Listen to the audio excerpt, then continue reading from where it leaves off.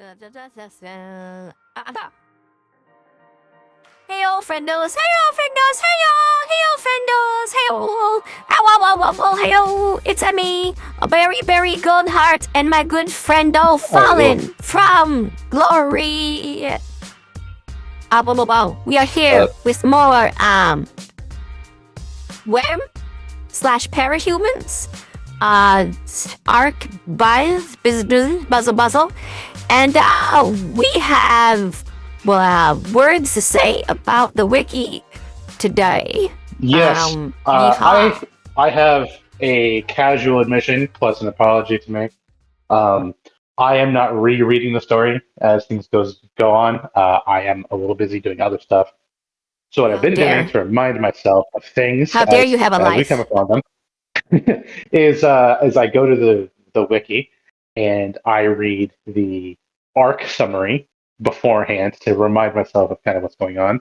Then as we talk, I tab through the individual like chapter summaries, and for some reason on the wiki, in the arc summary for arc 6, it says that Taylor and Brian meet Sophia, and in my head, I remember that happening before they got to like on their way to Brian's apartment, but I didn't remember that for sure.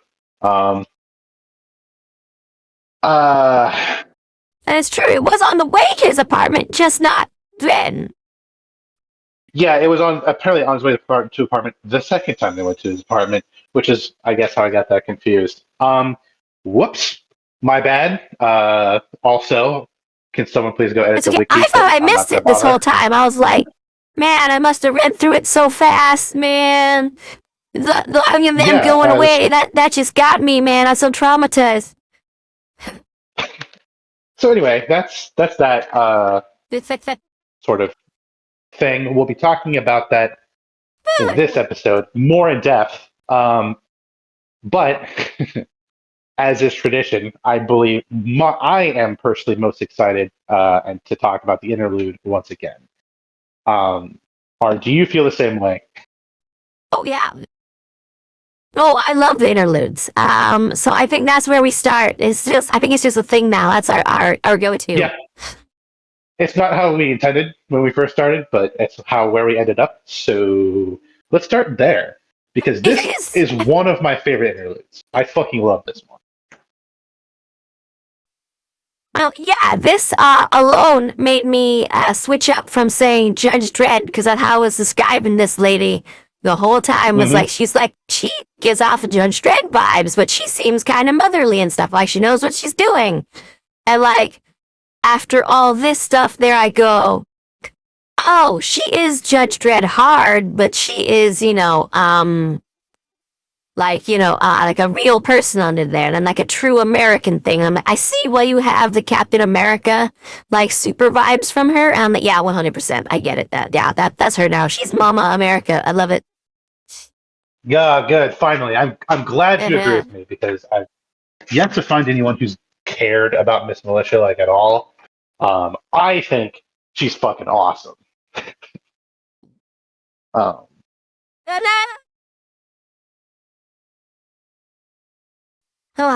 Yeah, like it's great.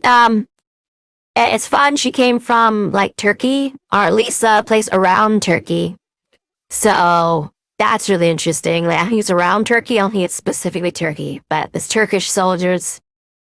I used to start speaking Turkish, which but yeah, looks like Turkey just built the brand new Turkey. Yeah, like there's good things to say about Turkey too, but I hope to God people have heard the good things about Turkey, because there's good things about them, but there's a lot of bad ones, and just like anywhere else. And her backstory happens to involve a little bit of the conflict around there, so that's cool. I dig it. I love her. She's great. She's great. Yes. Okay. Because yeah, I don't know about you, but that particular interlude felt like one of the realest things in like the whole story so far. Oh yeah. right? Like this is very well. I've experienced a lot of other things like that, but this one is very like you step out of your front door and you walk 20 feet any other direction, or you step out of a tourist zone when visiting other countries, or you step into the ghetto in America and you understand this setup. Like this is real, and it's done well. So even the thing of them trying to help Kovan after he'd like fallen in there and stuff, that even though he'd like been bullying them and stuff, like a lot of people will rally to someone they know, even if they've been an asshole to him in a survival situation. Psychos excluded, of course. No, we're just like, oh, thank God they're finally out of the picture. So, yeah, it's really interesting. It says a lot about her personality the whole way everything there went. But the fact that she remembers the entity, do we believe? Yes. Our first That's look very interesting. into the behind the curtain. So, and it's a thing that's almost infinite and like branching off in different directions and stuff. I'm getting certain vibes here that make me feel more correct. However, she didn't mention anything at its core. She didn't see what the core was, but it's like she's seeing the toroidal field itself and how it's extending out in all these directions. It even gives her something. So I don't know. Is this like the source from which like Scion and all the hero stuff comes from? Or is this the thing that he exists in opposition of? Or is it simply the way of processing the connection to that toroidal field or whatever? Or is it something else? I don't know. I am excited again. I keep getting excited, and this one is one of those parts that made me excited. I love it. There's so much to just get hyped about with this story, and this is one of those moments. Yeah. Where? Yeah.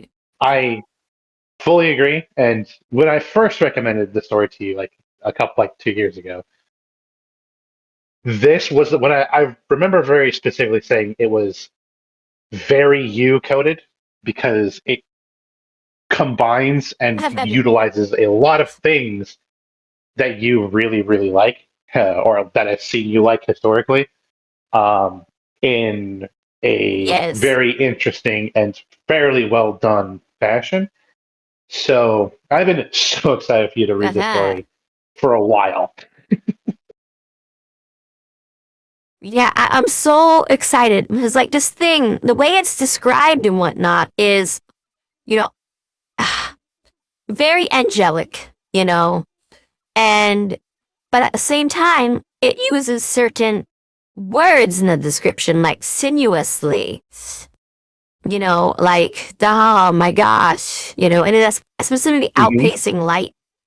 So if we were looking at characters among angels that we want to compare this thing to, like the one who's the most involved when it comes to light and, all of that stuff would be, Lucian, aka Lucifer. So, he was supposed to do a lot of stuff and didn't do a lot of things he was supposed to do. So is this somehow related to that? Is it him being forced to do a thing? Is this the evil side of what's going on? Is this like the actual like good thing that's what's happening? Is this his replacement? There's a lot of connections to all these different things here because there still had to be beauty in the world, even though Lucian denied having that job. So someone had to take on the mantle. So is this involving that? Like what's going on here? I don't know. What are the metaphors and all the stuff? I don't know, but I gotta start thinking about it and having a good time. It's nice. Yeah. Well, So, and also, like the fact that she's given something. Oh man, because there's so few times that stuff happens in there. Anyways, continue. I was going to say before we get too far in, I need to mention that I've started watching another a couple of videos that were posted by a creator on YouTube known as No AM. If you've seen them, awesome. If you haven't, you should go watch them. I'm talking to the audience of people who've read Worm. Yes. Reading through Worm, you'll notice a handful of things that like are in reference to the Bible. Um, uh, there's a couple of very obvious, very large examples.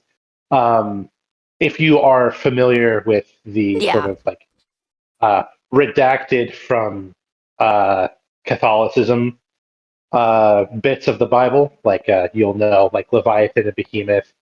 Um, Rachel having a dog named Judas is a really big flag, right?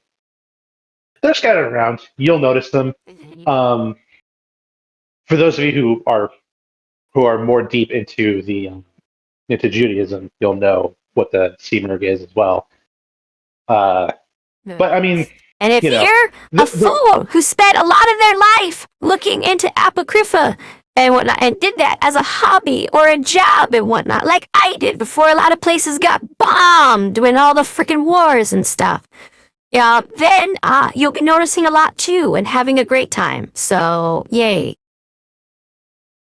yeah, there's a lot of there's I'll say that there's a lot that's obvious.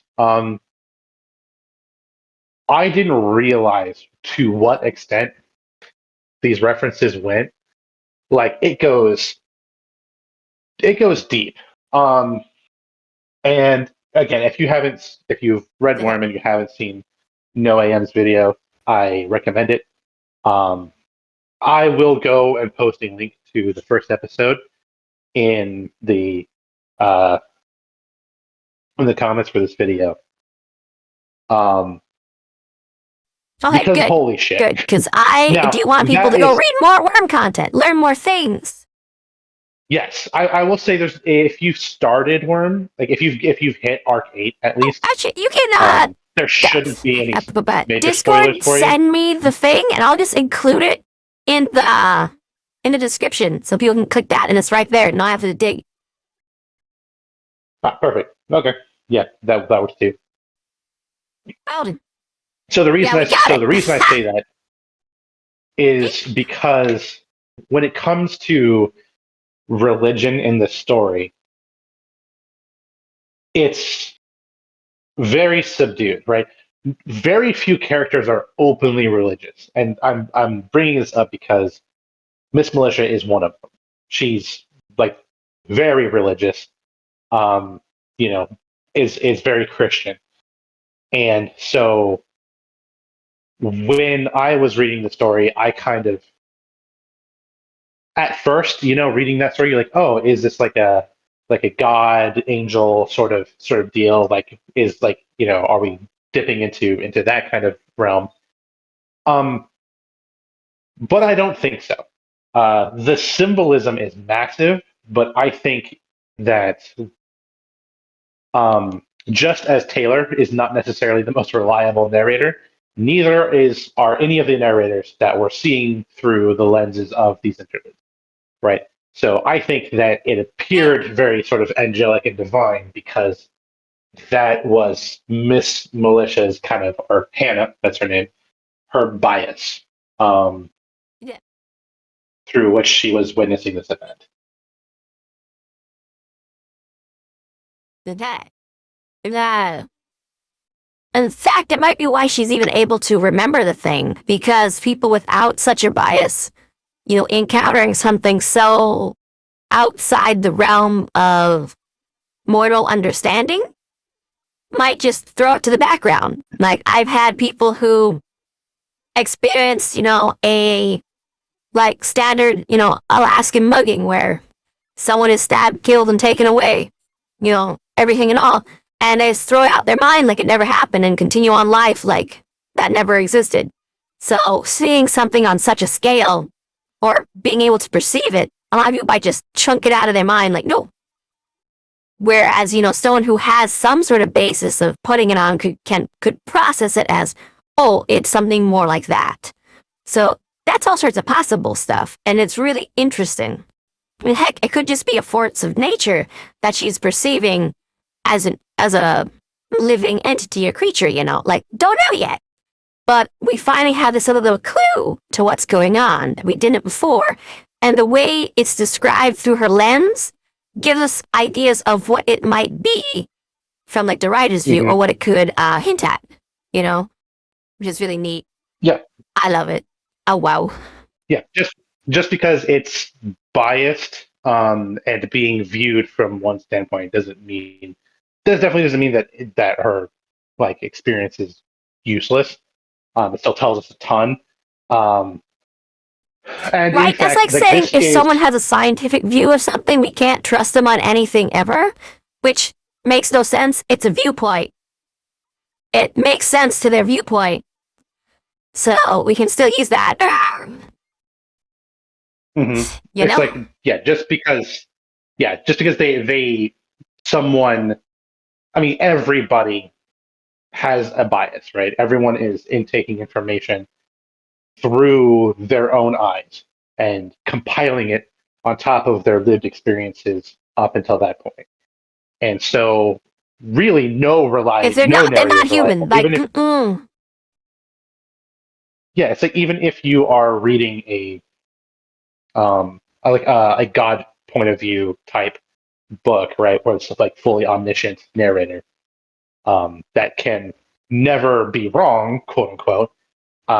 You're still reading from the author's point of like lens, right, or the lens that they're choosing to write from. It's just a lens that they crafted themselves. So yeah.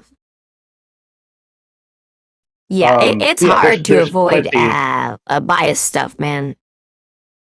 Because it is. That's why, we have so many people having to verify so many things before they're allowed to be told as stories, or we should have way more when it comes to, putting down archaeological evidence saying this is what it was and stuff, because they still don't know what dodecahedrons are for, but we all know what they're for. Anyways, stuff like that. So bias is difficult to deal with. It's always gonna be there. But the things you're talking about and stating, even through that lens, have value. Wow. A lot.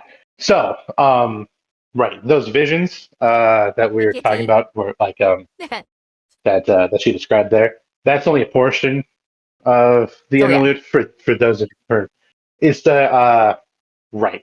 We're kind of not doing recaps, not really. I'm mostly just like only recapping Not really. events when to remind you of kind of what happened and remind myself a lot. So we're not going to talk like go through the interlude and tell you everything that happened. It's very good. It's very, very good. And Oh yeah. Good. if you want an idea of what the story is like, we get before starting it, maybe just go read this interlude. It's a good way of getting an idea of like where the story is coming from and where it's going. Eventually. Yeah. So. I like how its middle ground parts work, because the build up to things happening in this section are really reminiscent of the other build up sections, just on different scales or things. Like, wow. And I'm pretty sure it'll keep up that pace.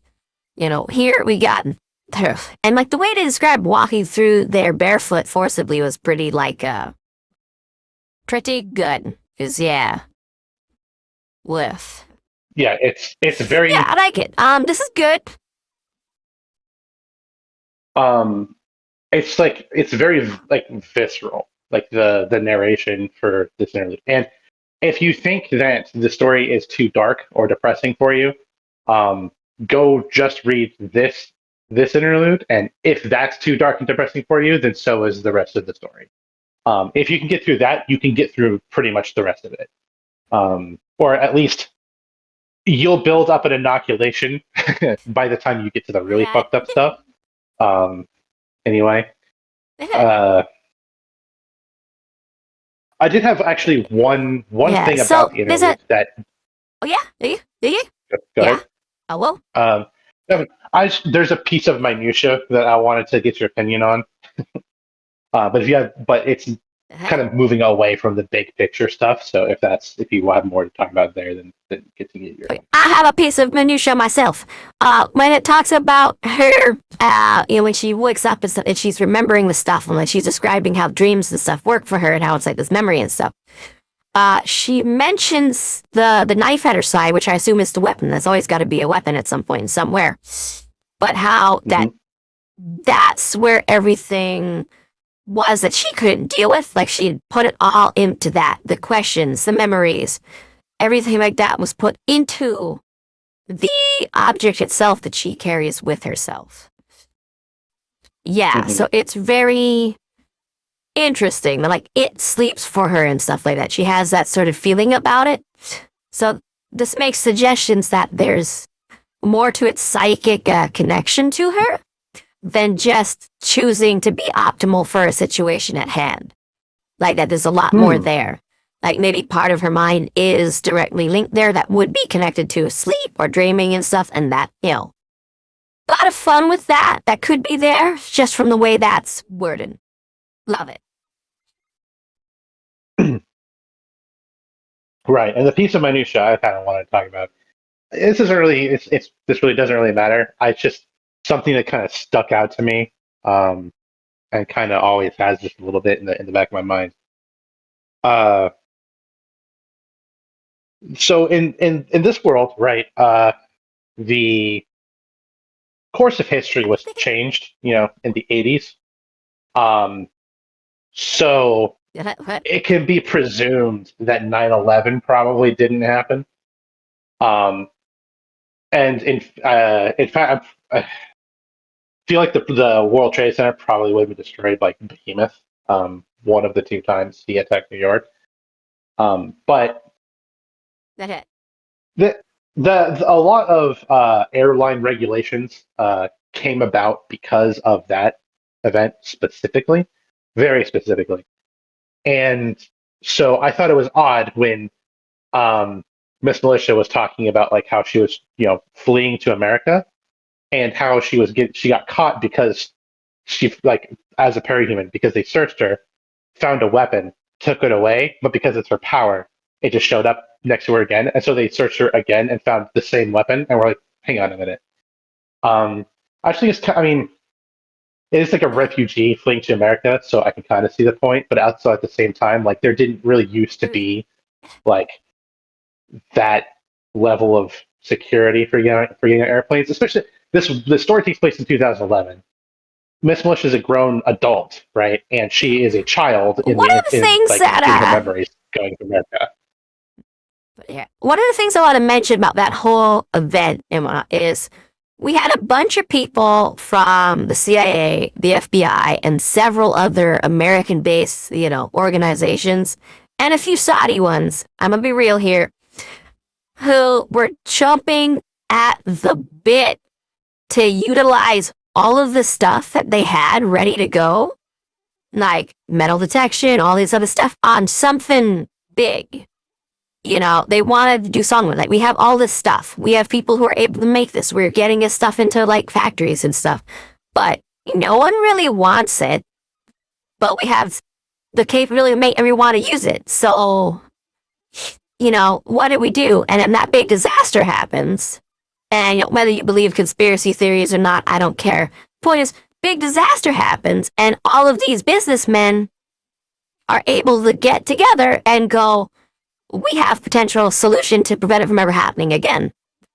So in this world, if something similar were to have happened around that time, a big enough disastrous event between two different nations, especially like large-scale business nations like China and Saudi Arabia, for example, or, the US and Russia, whoever's doing big trade, has like ridiculous power. If something similar happened to them, I could see these different organizations reacting similar and be like, yes, we can get stuff into something big that goes around everywhere.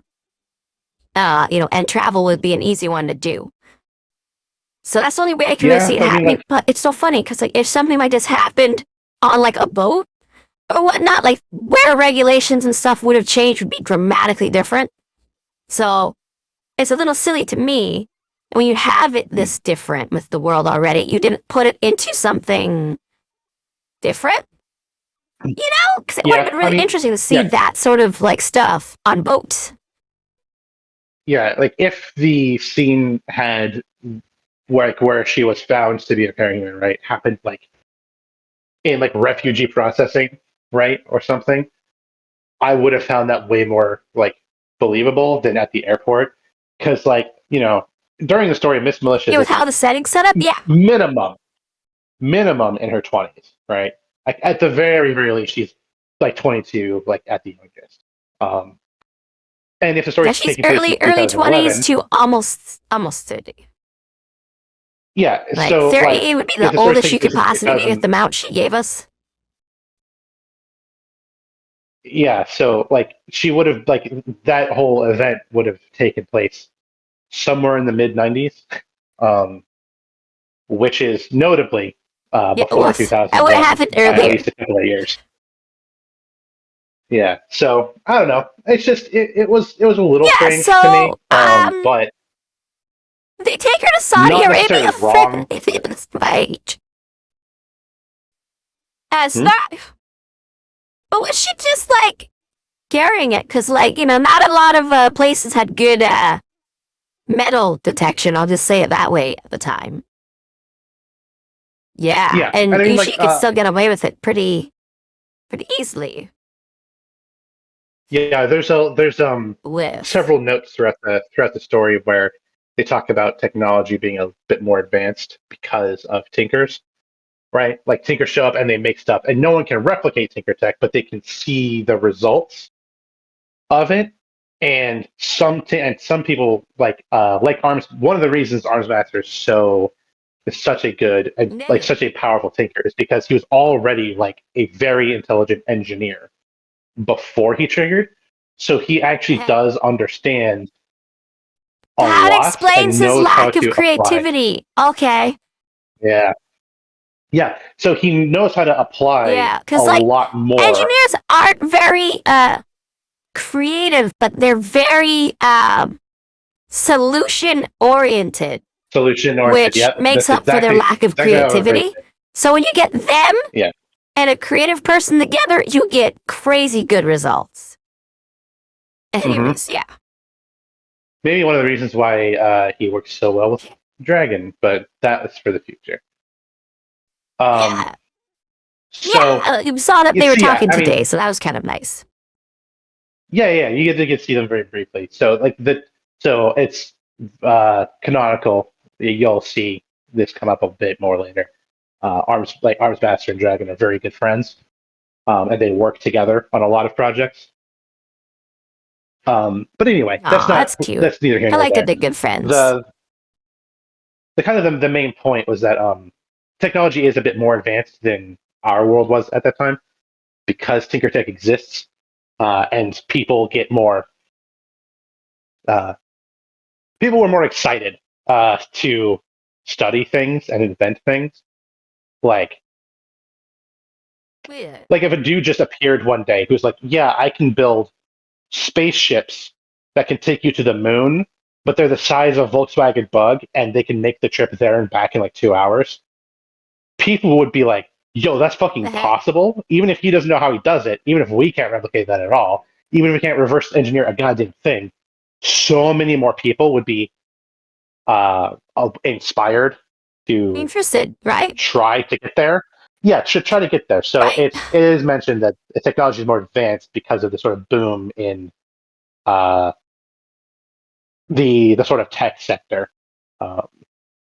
Just a bigger influx of more motivated people. I mean, really, it's just with like paleontology, we got way more moral people interested in paleontology as the Jurassic Park book and film came out, because the main one of the main characters there, Alan Grant, and the other one were moral paleontologists, which at the time was an oxymoron.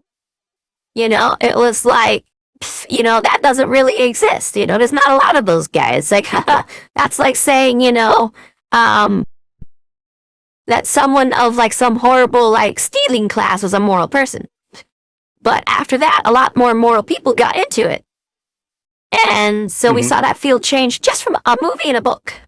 You know, now imagine that, but like live scale around you, like all of a sudden there's a bunch of nice paleontologists everywhere. Yeah, that field's gonna kick up like crazy. Let alone something as crazy as technology stuff. It's like, you know, yeah, archaeology saw a very similar thing with Indiana Jones, right? Like people got a very romanticized view of it, and then got interested in it. And then once the field was kind of diluted away from like the stodgy old bastards a little bit, then the young kids like who were bright-eyed and who actually seemed really like who really thought archaeology was cool as a kid, when they approached the field, instead of seeing all the stodgy professors who told them to go fuck themselves, they instead found a bunch of like Indiana Jones fans. And so they kind of came like a stopgap, you know, buffer. Yeah. Exactly. Paleontology got the Alan Grants, the Ellie Sattlers, and you know, archaeology got the Indiana Jones, and there's this other group that came right after them, who were really interesting because they were like really focused on like the artifacts themselves and their significance. But I don't remember what it was that inspired them. But man, but yeah. Anyways, that's the point. Was just films and books can do that, let alone having a thing show up, you know, like if a UFO imagine there was, crashed like one in every single major city, boom, boom, boom. Yeah, right. Like there's people trying. Like one of the guys who was there as a person who was, you know, for the movie and for the books and stuff like that is working on that. Like he's literally taking like eggs that are, you know, chicken eggs and embryos, and with a bunch of other people, there's a whole big facility doing this. And they're checking the embryos and getting it to where they have the different features of like what dinosaurs did, you know, of like, you know, getting rid of feathers and seeing if they can get scales or other things like that to develop depending on what they're doing. All this other stuff there where they're messing with it to see how would it happen? Now, what would it be like, those creatures? They don't let them go beyond an embryo right now. But they're doing that research as safe as they can to figure out these sorts of things before ever trying to take it to the next step. You know? And they're like, okay, we made movies about the problems with this. How do we avoid those problems and still get there? You know?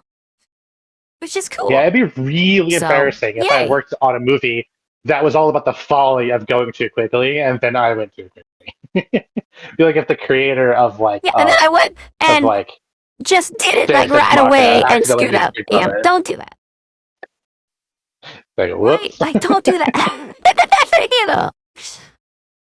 Yeah. But yeah, so yeah. Anyway, that's a pretty long side tangent. There's not too much to talk about in the specifics of. Oh, right.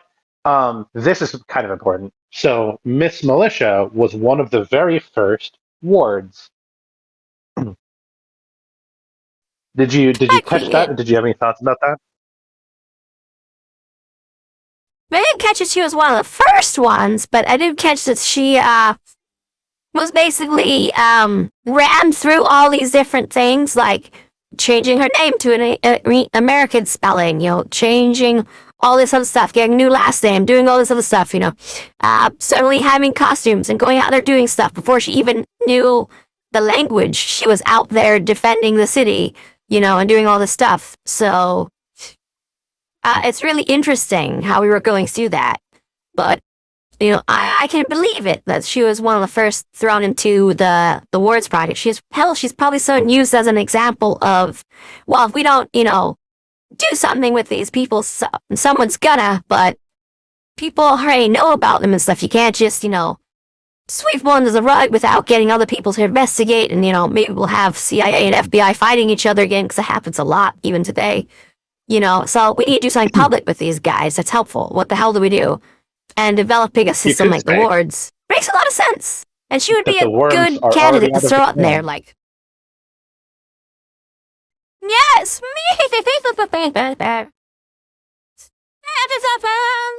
But yeah, she was on the very, very, very Uh, first wards team with a handful of other like kid parahumans. Um, nice. so yeah, that's interesting. I don't think it comes up, or I mean, I think it comes up like once or twice, but I don't think it's really important. But it is interesting to note. So keep an eye out for that. There are a couple of Oh, other yeah. characters who we will meet that were on that team as well. But I don't think we've met any of them yet. I'm pretty sure we haven't met Nice. any. I'm almost positive.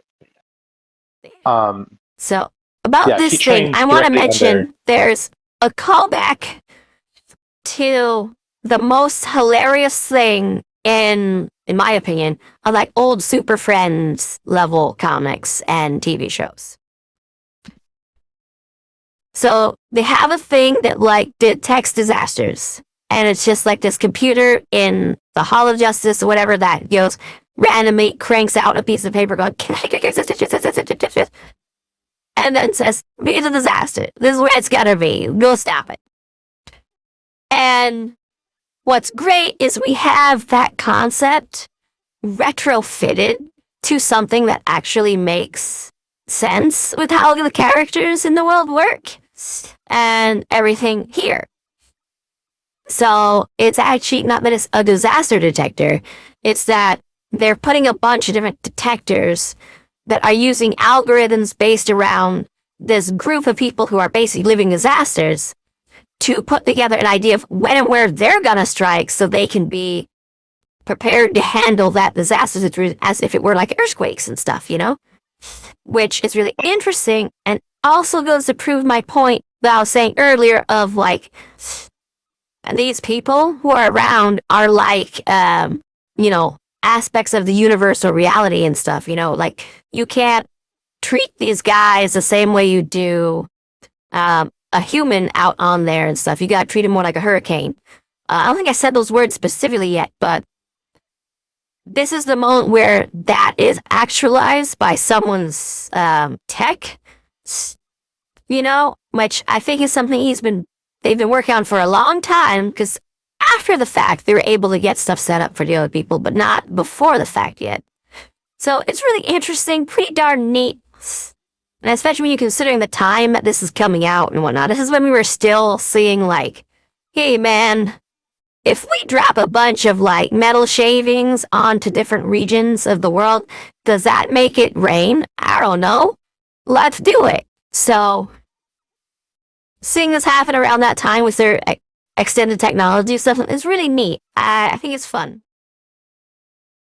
By the way, the answer to that question was kinda depends. Yeah. Yeah, I really was going with that. Funnily enough, actually, Who knew it was this year in complicated question? India tried to attempted to cloud seed the area over uh, I, I forget which Delhi, yeah, New Delhi, the most polluted city in the Yeah, world, over New essentially, Delhi? and yeah,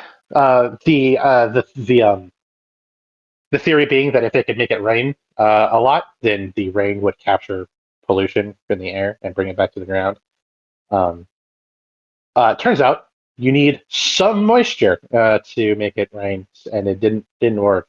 Although they said that they're going to try again, so we'll see.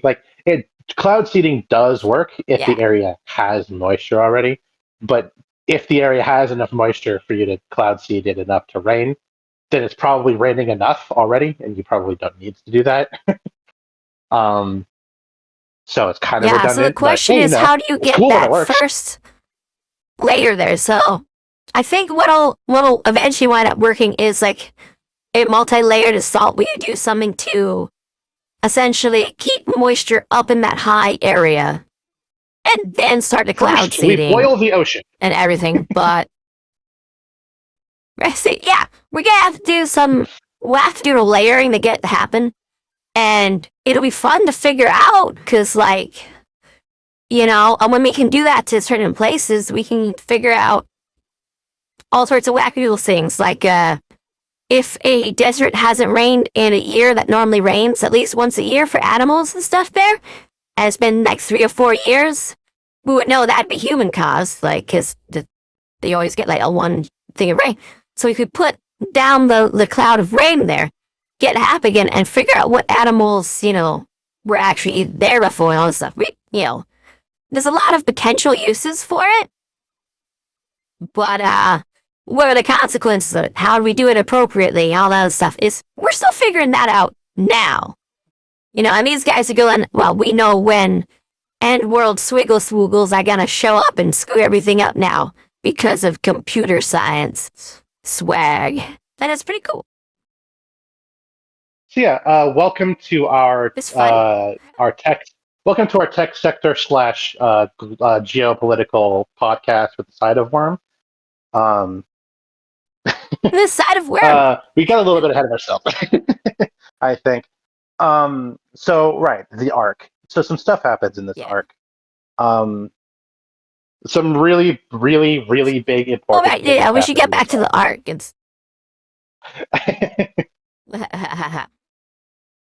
So, anyways, yeah, it was fun. We had a good time. We got to see stuff about Arms Master. We know his name's Colin now. We saw him, work with Dragon. We know they're friends. Miss Militia's there, talks to him, stuff, helps him put things together and everything. And he sets off the alarm because, end world swiggles are showing up or whatever. But we also learned that he's almost fixed his halberd thing. It's almost set up, but it's got new tech, so it's not quite the same. And it can do new stuff, but it's heavy. He's got to pull some old stuff out, make it work. But so we learned a little bit about him, his process. He has more than one halberd, so he had several of them. So his main one that he built for dealing with the Undersiders is broken, but he has other ones. And so he's kind of taken one he already had and was retrofitting it a little bit, if I remember right. But yeah, right. Yeah. It dusted a whole outfit or something. It was cool. Yeah. So at the very end of the arc, we kind of get a foreshadowing that something big is coming, and then we get the interlude. At the end of the interlude, we learn that it's Leviathan. Leviathan's on his way to Barachna Bay. Now I can finally tell you that Arc 8 is known as the Leviathan Arc. And that's where the story kind of changes. That makes sense. I bet you can guess why. So I can finally talk about that. Oh, man. Oh, God. I wonder, since we just dealt with the racists, are we going to deal with the aspect of Leviathan seeking revenge because of what happened? Oh my God, that would actually be really interesting if it was incorporated into the plot line somehow. So I'm gonna have fun reading that one. I am. Oh boy. Yeah, it's the arc. You have no idea how hard it was for me to remember every single time to say the words Arc 8 and not the Leviathan Arc, because that's just kind of what people call it.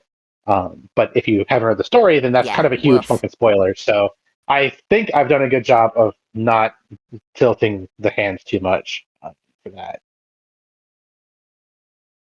Hopefully. Yeah. Because right now, I still don't know who that is.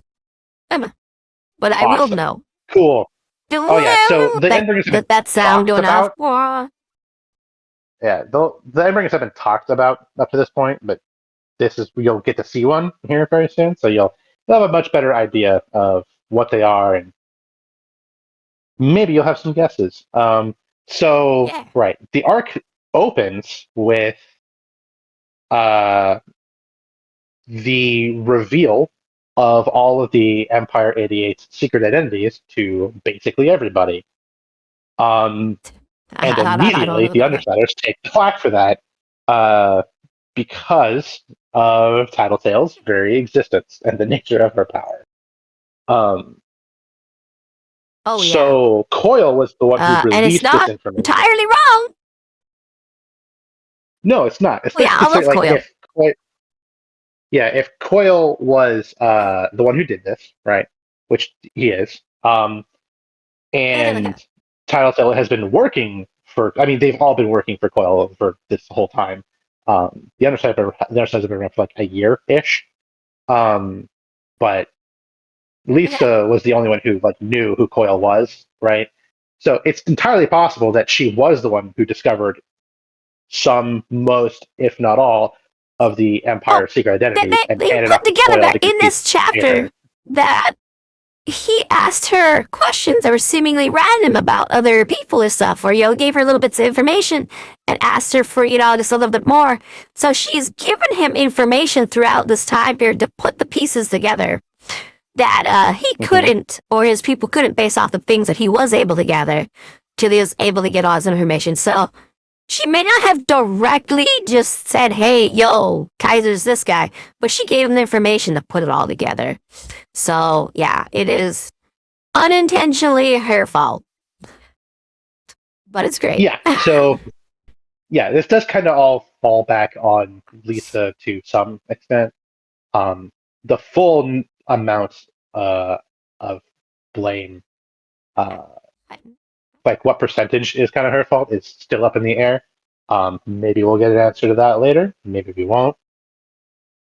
But yeah, so a couple of things here. So the Undersiders freak out and they're like, "Hey, we are like, you know, robbers.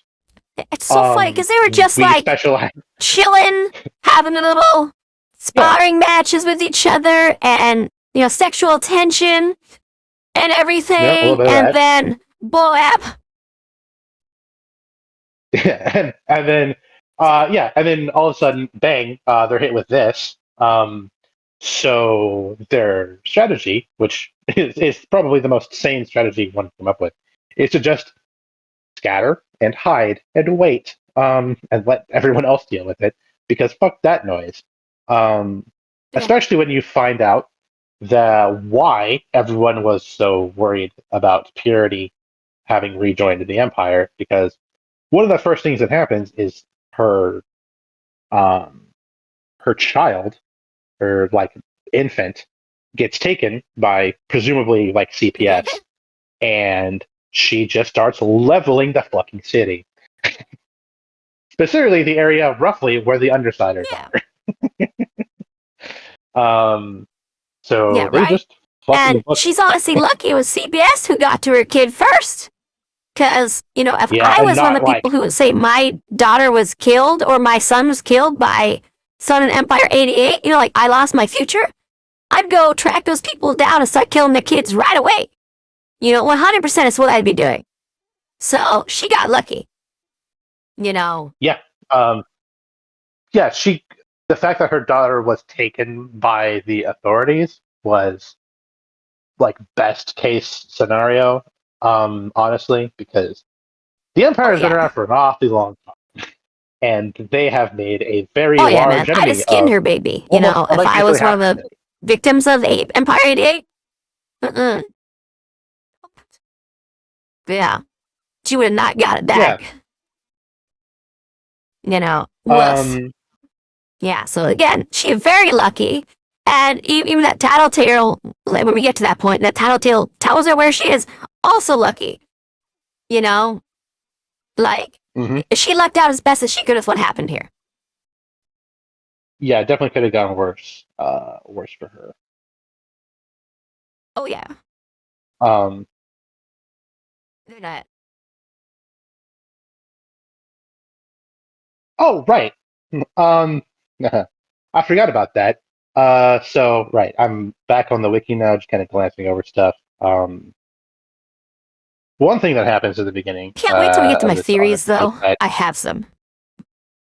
um, Hoyle mentions something about had mentioned something about Alex past to him when he was going over like incentives for Oh, them to yeah. join, and Yeah, Brian is yeah. like, "Hey, And then man." it comes out. Alec states the thing. We now know Alec's story. Yeah, it is. And that makes so much sense, yeah. Or should I say, son of Vasil? Whoa. Yeah, so do you want to... you seem to remember this bit here, so do you want to talk about that?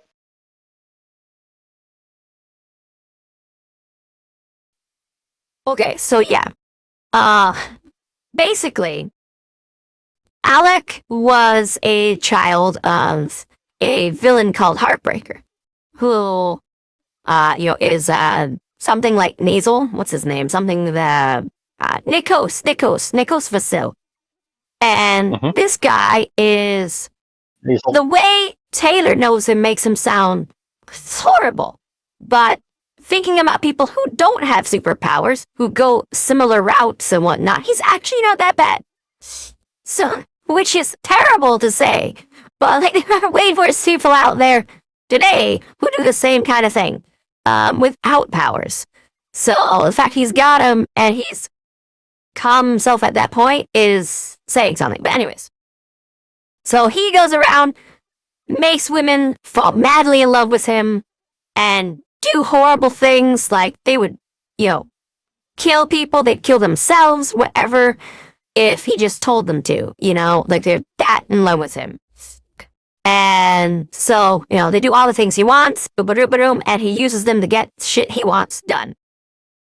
And he's only had a few kids with them. That's like, 18 or so, and only a few of them had powers and stuff.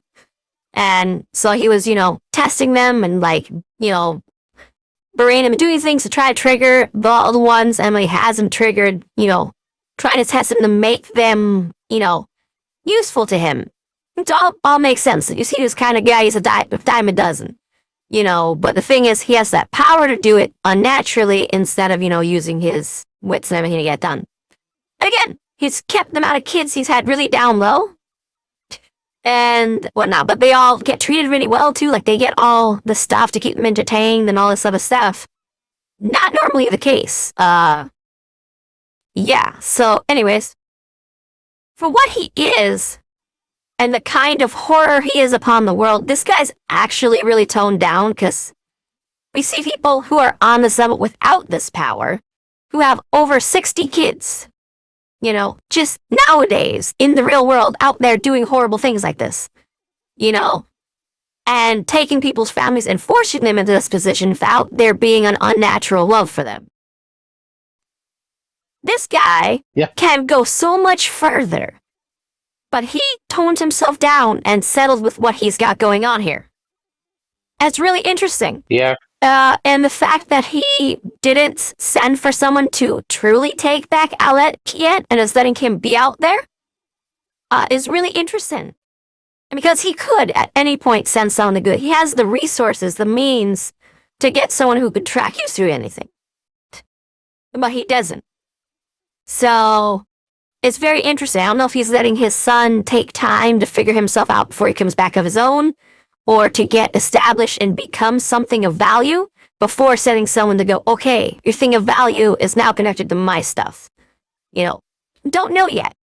But he's probably playing something like that, if he cares at all.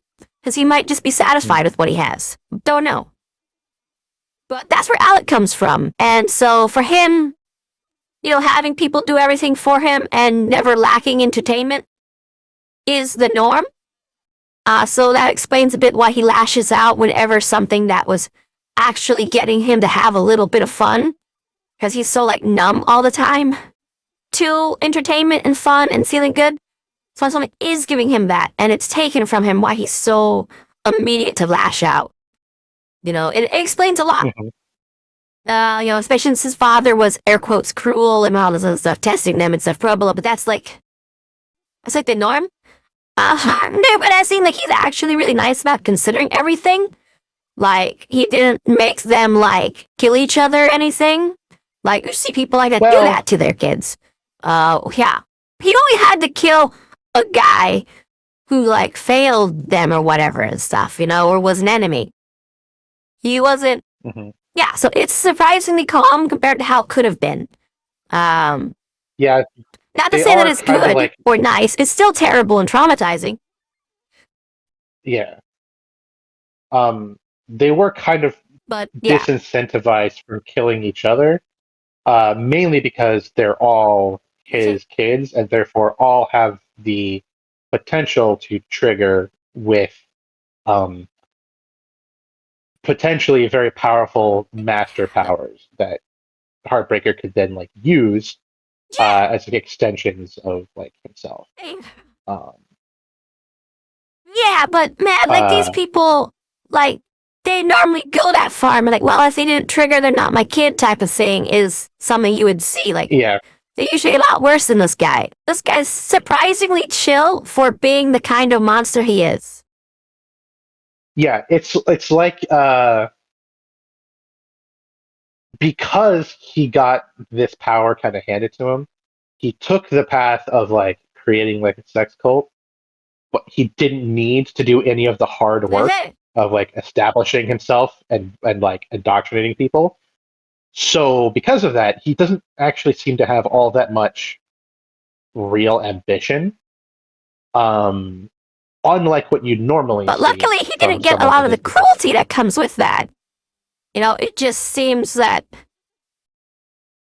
yeah, it's really Yeah, interesting. It's it's a very strange setup for a character, but really neat. yeah, his cruelty mostly seems to come from like apathy. Um, he's like, a bit of a psycho. He doesn't really care about like the people, anyone's like emotions, or like viewpoints, any viewpoint other than his own.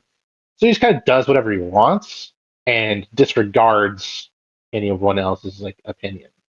Um, and that's where like the Yeah, cruelty it's, comes in because if he feels like blasting you with a bunch of like with like fear and terror so bad it brings you with like within a hair's breadth of having a heart attack, then he's just going to do that. Um, and nothing you can really say or do is going to convince him otherwise, and he's not going to really give a shit. yeah, and he's So not old enough yet to understand that the people he's breeding are him in the future. He doesn't have that concept down.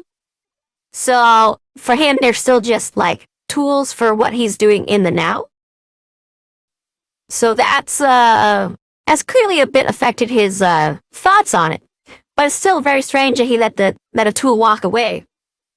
But I think it's because he wants it to grow into something he can actually use. You know?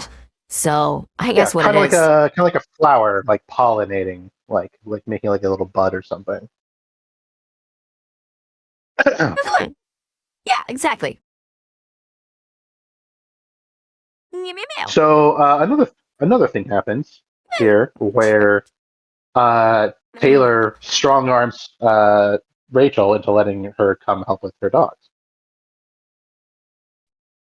Yes, that was great. Yeah. Meow to you too, Mr. And it Kitty. goes Knew my papa was here too. She and it been goes cute. surprisingly well. Considering how things generally tend to go for Taylor, Oh yeah, it goes so freaking good. aka shit. This one actually, yeah, her friend making skills are Yeah, what increasing. was really interesting about Uh, this was she decided to change her entire approach to how she talks to people and stuff based off the group she's in. Like, classic, standard psycho behavior. She figures that out and acts upon it. And it's beautiful. Beautiful. we I finally love have it so someone. We much. finally have a protagonist Thank you. who learns and adjusts their approach based on what they Yes! learn. I know it's an incredibly novel concept, isn't it? It's like not walking into a church and saying, "F my asshole and call me McTimmy." You might be able to say it to your gang friends, but you can't say that in church. She finally figured that out.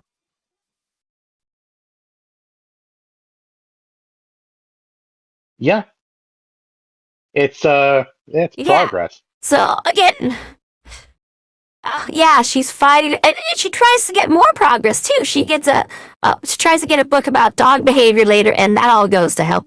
But she's actually trying, she's putting in the effort, and she's doing the do.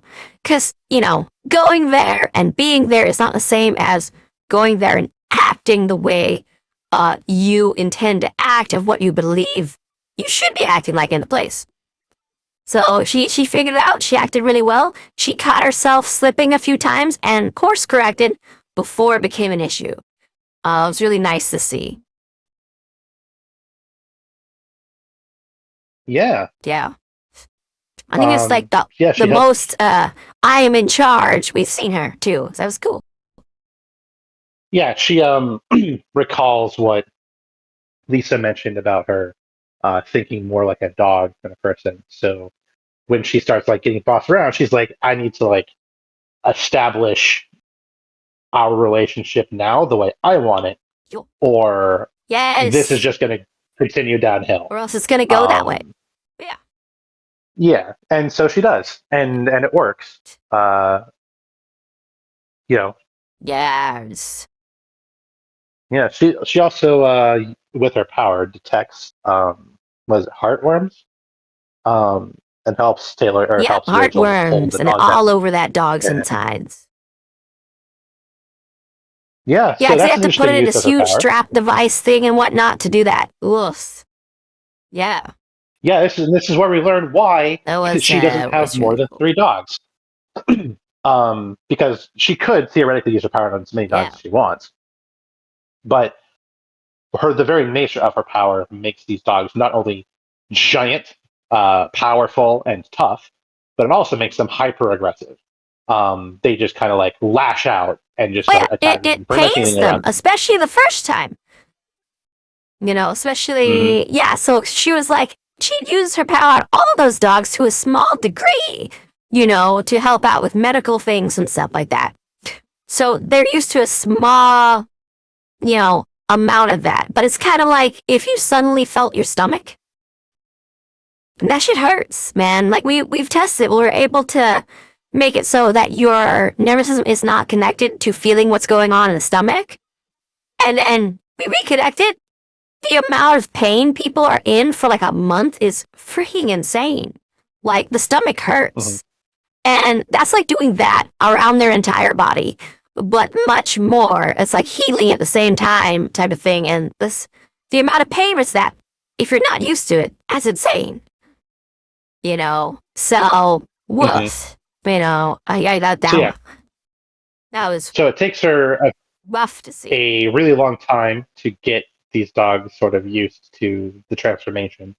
And also, it takes presumably a really long time for her to train them enough that she can trust them to do exactly what she tells them to do while under the effect of her transformation. Because she's already got a lot of Especially heat on her. since she's starting with dogs who are abused or been through the ringer or, have just been neglected and everything, which is a type of abuse. But she's done with those, not like, I was denied becoming the canine unit because, I'm too friendly. She's not starting with those.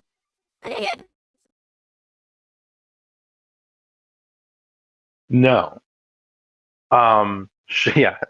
In fact, a lot of these dogs that she has here, she presumably pulled out of like Empire dogfighting ring, right? So. Yep. Yeah. Only so many of them come from animal shelters and whatnot, And that included the one who we saw her transform today, who was full of the worms. Oh boy.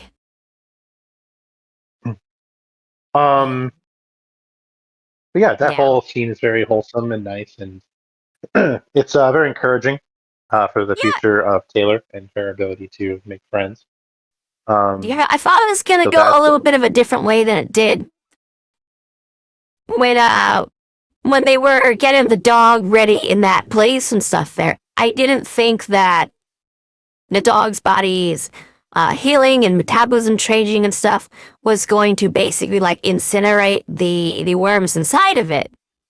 I thought what it was gonna do was create a type of environment unhealthy for them, and so then she was gonna put down something that those things like near the front of it, and they would all come like surging out. And that's why we would need to be in this transforming state, so that was the kill. So it's like throats big enough and stuff for it all to get through. That's sort of what I was expecting to happen. But it wasn't. So her power's way more intense on handling things and recognizing what's a foreign object and not than I gave it credit for. So that's really cool. Like, there's a lot more going on with her power than I thought, and it's awesome. Yeah, no, there's a lot going on with Rachel and her power. Many things still to come. Things are kind of handed out piecemeal in a way that's very narratively satisfying. Because it's like there's no reason for you to have known all these limitations about Rachel's power or its advantages until this scene here, where Taylor inserts herself into her shelter, and like starts helping. This one other thing about the dogs that's really important, or around that time, is that with Taylor, we learn she's developing a there's a more proper word for it, but for now I'll just say a paranoia about noon, because that's when like all of the other things that have been bad tend to happen around her, where things tend to get crazy. It's around noon. So that thought process and feeling she's having towards that period of time is actualized in this moment, Yay. Yeah, so she gets to stab a dude, so that's pretty cool. Oh yeah, that moment with the freaking Empire 88 people. Again, Empire 88 is so fucking retarded, man. Like, these guys come up to this person who's full of dangerous things, say, hey, we're gonna kill your people. That's what they say, because they should already know that she considers her dogs people. They don't. But they also don't consider blacks people, but they know that black people are going to treat it like a person, So anyways, they come in there with that knowledge that they should already know, say, yeah, we're going to go kill your people. And if you retaliate or anything or whatnot, we're going to go, you'll tell our boss and whatnot. And now, my buddy, who came up with the idea of killing your people, he gonna, shoot you and stuff. He'll get his gun out. Yeah, ain't that right, Tom? And then all gonna tell everybody how cool Tom is. It's like, oh, okay, literally all you've told me, guys, is I have to kill every single one of you now, and I can't let any of you escape. Damn, that sucks, bruv. But, okay, that's how anyone I ran with would have taken that. Like, every single person I ran with, that's what they would have got from that. And that's exactly what they would have done. Or at least tried to do. And if anyone retaliated, they would say, hey, this is literally what I was told. So, of course I reacted that way. You would too. Yeah. And that would work. They're so dumb. And not just that, they wash up on her house full of things. This is lady who makes dogs giant monsters. Like, they can eat you. There's no evidence then. What are you doing? Yeah, no, it's,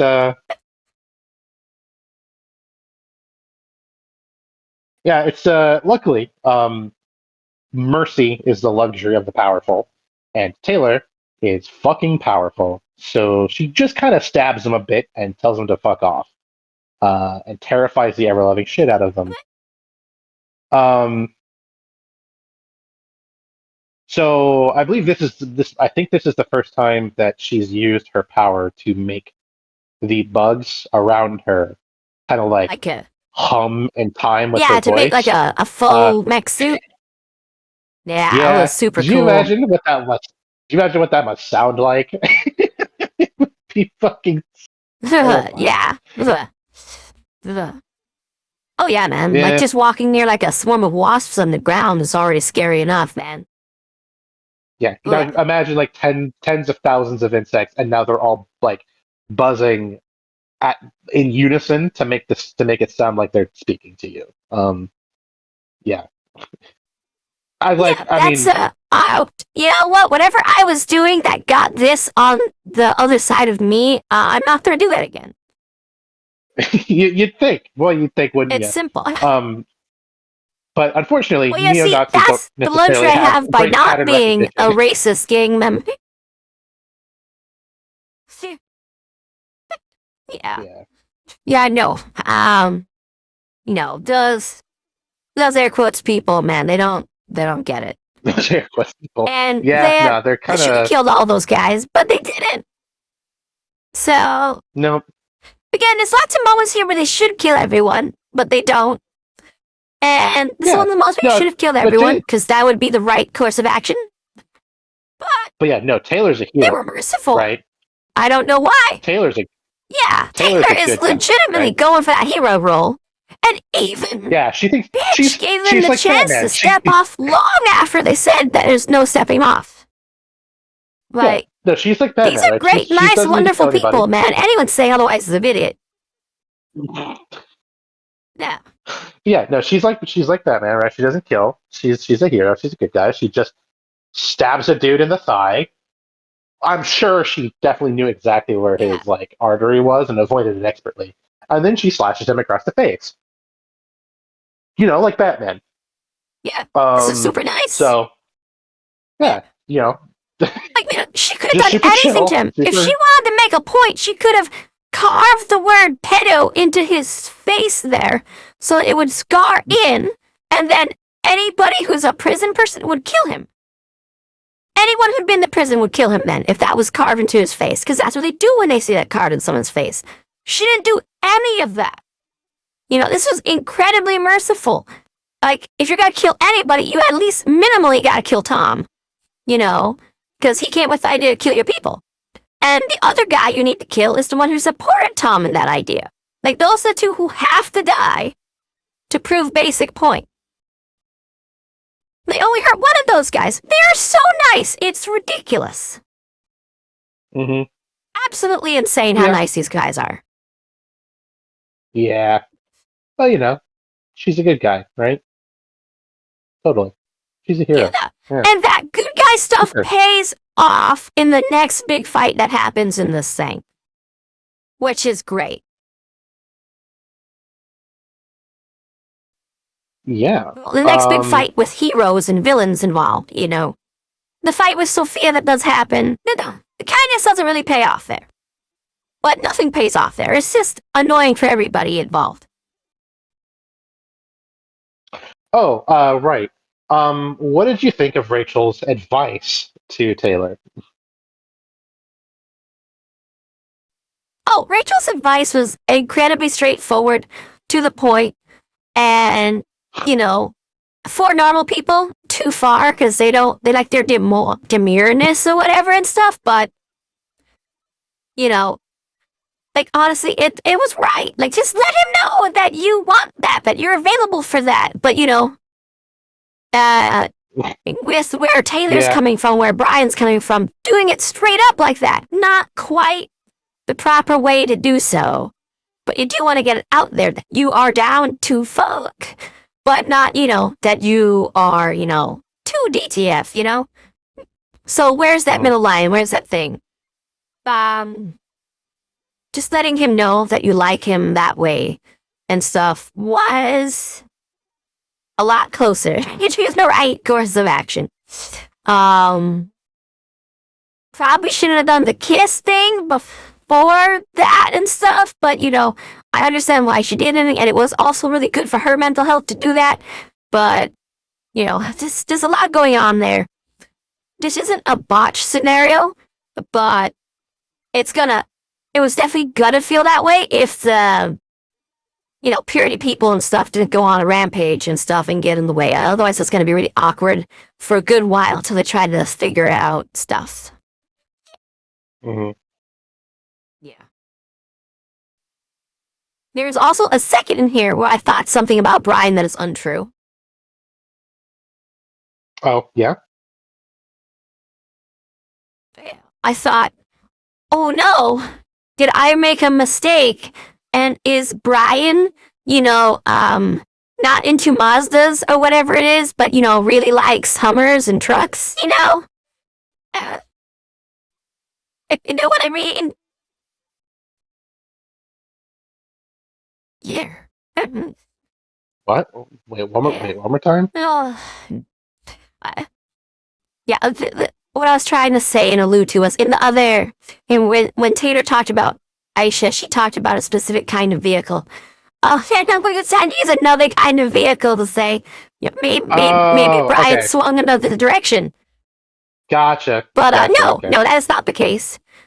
He corrected that before that thought could develop in Taylor's mind, too. So I was like, oh, thank goodness. Because I didn't read him that way. I read him as, just not putting time to, like, wants to man up first, do man things.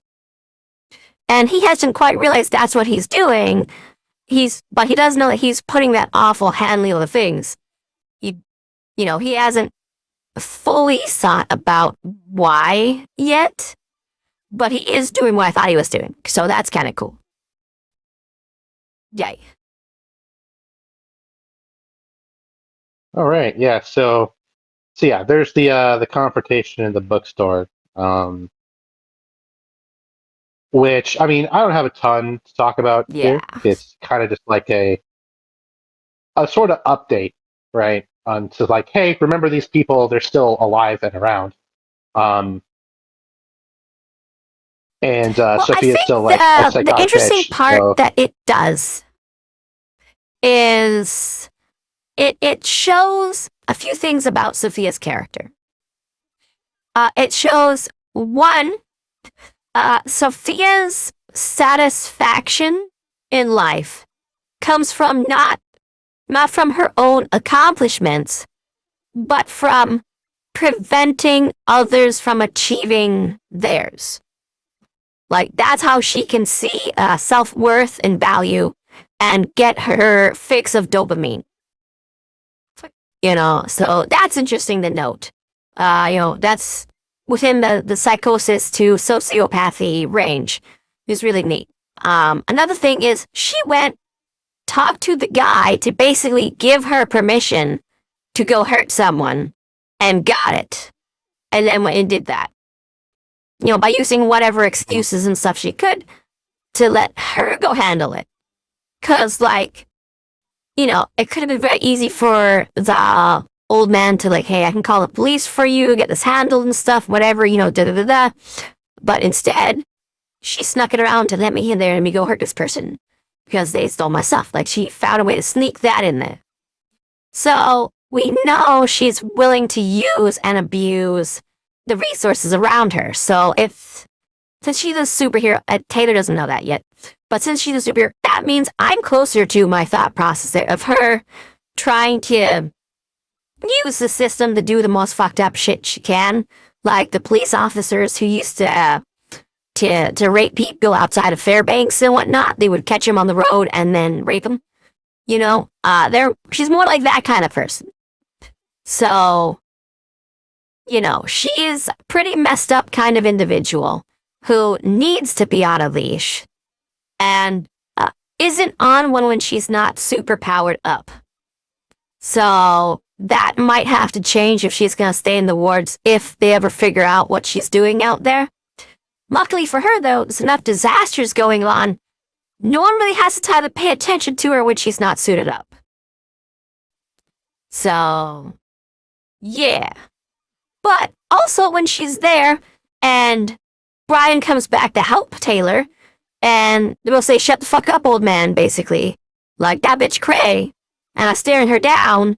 She's at the point where she knows this could have gone a different way for me. That old man could have stepped away. They could have come and got me. Hurt me. I don't have my people, I don't have my backup. I didn't think this through enough. I didn't set up enough countermeasures around here to do this. So hopefully she's able to put her hopefully for her, she's able to put the crazy shit she's done here and factor it into being a hero and, be like, okay, I got my stuff handled around me and everything. But we'll see as time progresses with her and what goes on there. But yeah, it was a neat scene to see her and how Taylor's less caring about it. She's not like crying or whining and stuff or whatever. She just sort of like, fuck you about it, Yeah, that is So, one of the more yeah, realistic things I think about one of the most realistic things about sort of about Taylor, right? Is that she spent so long getting like fucked over by these people, like all the way up to and including like what is like was almost murder, right? And it felt like such a yeah, huge, devastating thing that overshadowed her life for so long. And the moment she steps out of that environment and up into a bigger, more important environment, as soon as she felt like she had a place in a agency. higher echelon, that stuff just kind of went poof. I no longer even think about you. I don't consider you in my day to day actions. You were like a blip in my past that I don't want to think about. And you inserting yourself here is petty and amusingly like it's almost amusing how fucking little you matter in the grand scheme of things. Go ahead and have your kingdom in that high school. I've got a Yeah. city that I'm worried about right now. So like go fuck yourself. The heck. Yeah, it is interesting. Yeah, exactly. There's some stuff going on, and there's some stuff to say about Brian too, because he didn't have what my people have loaded up. So when he went to go back out towards that person, towards Sophia, and deal with that situation, and the old man stepped in the way, and he, said that no, that lady attacked, my friend here. He didn't have something ready to go that moves the blame onto Sophia. And it's really funny because he's been around all these bad parts of town and stuff there. He didn't have a quick counter of saying something like, or even doing like a hand motion combined with a single word to basically say she's on the drugs, or anything of that nature, or like, she's mastermind, nothing like that where it happened. Because, there are people who just randomly go out and say, this person over here is that guy over there is Elon Musk and he's my husband. And, I gotta go track him down and get our kid back, and go steal their kid just because they're crazy, you know? And when you're in Mhm. a city and stuff, there's enough shitty people like that out there where if someone shows one or two signs, like she was crazy eyeing out there and stuff, you can just give a little hand sign and a signal or a word, and people will go and think, oh, Beth had or something, you know? But he didn't have any of that stuff down, so that tells you how good he's had it, which is really interesting to say when, he's trying to get his sister out of a Yeah. bad place and stuff like that, but clearly he hasn't been around there long enough to know these things. It's kind of interesting. Well, even like his living space is like gentrified, right? Oddly enough, right? Oh, yeah. Brian like seems to have like the highest standard of living out of the group. I mean, which is weird considering some of their backgrounds. But yeah, so like I mean, Well, the I way I kind think of take it is that with some of them, it makes he's some sense. Yeah. yeah. I mean, to me, what this kind of signaled was that Brian is so straightforward. He didn't even consider just lying. Um, like in that scenario, right? If like I was out with a female friend, right, and this other girl like attacked her, right, I'd be on my way to go punch her in the back of the head. Um, and if an authority figure got between us, right, and started siding with this other person, the first thing I would say is, yo, I'm so sorry. I'm so sorry for this whole scene. You know, she's my ex. She's super super jealous. She's been stalking us. You know, if you just want to hold on to her for a little bit so we can get away and then just let her go, that'd be awesome, right? Something along those lines. Um, that would be like the first thing So that anything cross that that would discredits cross my that mind. person, Yeah, just be the first one to speak and make it convincing.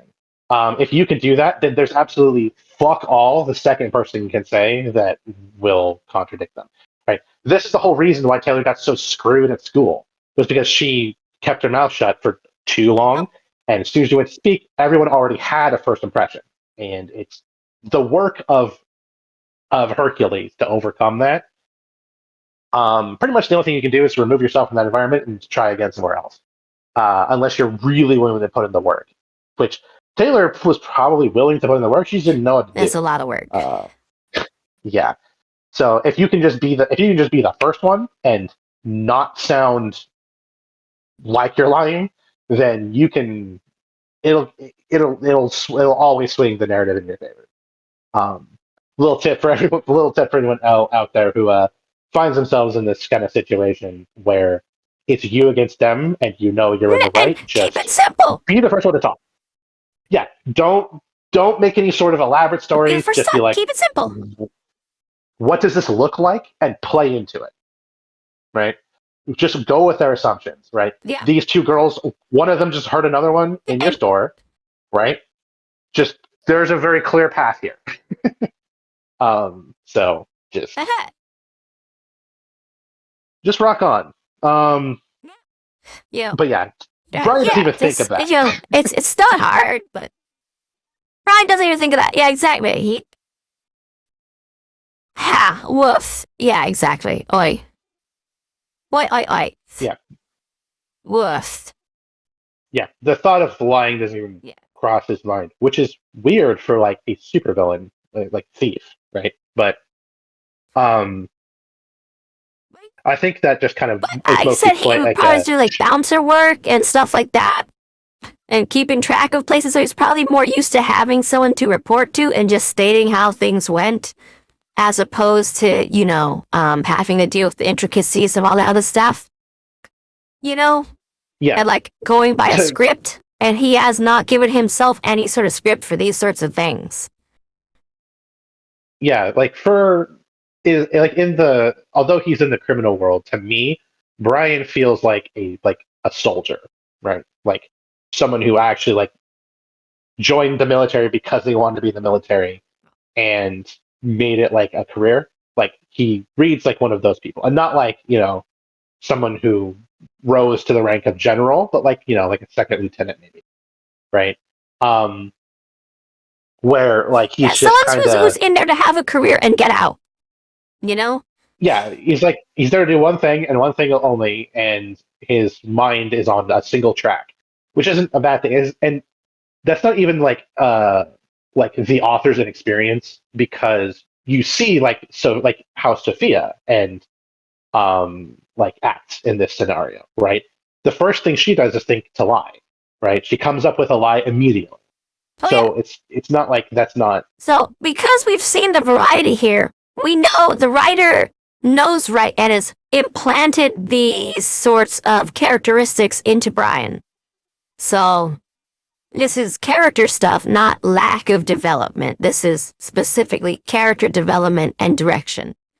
So it's really interesting. Giving us a window into Brian and his mind and his life. Did he say like who his father like was at all when they were doing the sparring? I forget when he does that. I don't. If it did, he got overshadowed by Alex thing, so I don't think he did. Yeah. Okay. So at some point, I don't remember exactly when, but he mentions that his dad was like a famous boxer who retired and opened his own boxing ring. And like when like he was born and then his sister was born and then his parents split pretty soon after that, and Bryant went with his dad and Aisha went with their mom, and the mom ended up being like a crack addict, and the dad ended up just like not really knowing how to raise a son, and so he just put him in the boxing ring and said, "I'm going to teach you how to box." Right. That was kind of it. So like that's kind of like where Brian's so I think that last little bit about the dad was the part that was missing or that I'd missed, but the rest, yeah, Cool. Yeah, it's pretty much exactly what you kind of expect. Like, although he is like, um, like an African American teen in the inner city of a very poor and destitute city, his dad is like has fairly successful, so it's like he's not like coming from poverty. Um, and in fact, Yes. the main And reason it he is does most of interesting what that he does. the combat sport he's trained in is boxing, when that's like the how am I say it, the typical African American combat sport, but it's also one that comes from the circus, which has a bunch of different like negative connotations to it. So it's really, yeah, interesting. That's his first one, and then that he later on learned other styles and whatnot of his own choosing and whatnot. So I don't know. There's a lot to Mhm. say about that. That is factually interesting for how this character's been developed and where he's gone. Like it seems like he has a very stereotypical, uh, you're gonna go this one direction sort of upbringing. But as he gets further along that line, how he has made his own choices to branch out in different directions outside the expected norm. It's kind of me. Yeah, it's like he wasn't like a rebellious teen who's like, I'm going to do my own thing. He mostly did what his dad wanted him to do, and he was happy to do it because I think he just likes having instructions. He just likes following directions. He just like having a very clear and specific goal, um, and considers very little Well, which is beyond part of what makes it accomplishing so that goal. weird for him with the coil thing. You know, after they get to that point, they're like, wuss. You Mhm. know, like, I need that direction. I need that money. I need that stuff. But at the same time, it's messing with me. How do I get to another route where I can still get orders and stuff and things like that to make money and get where I need to be? I'm not seeing that route. And that's Yeah, sort of what it's kind he's of like going through there. Oh, he kind of ended up as the guilty. leader of the Undersiders by complete default because he's a pretty terrible Yeah, leader, right? exactly. Like he's like okay at getting people to like work together a little, like kinda, and that's pretty much the start and end of it. Um, it was just kind of came down to the fact that like Alec didn't give enough of a shit. Rachel didn't give enough of a shit, and no one trusted Lisa enough to just blindly follow her orders. So Now, like, I guess we're listening. I I guess we're think listening to it's a little Brian. different with Rachel's case. Like, it's not that Rachel doesn't give enough of a shit. It's that she's already placed all of her, like, I'm going to deal with these people and train them up and direct them and stuff into her assets that are under her, which is her team, her dogs.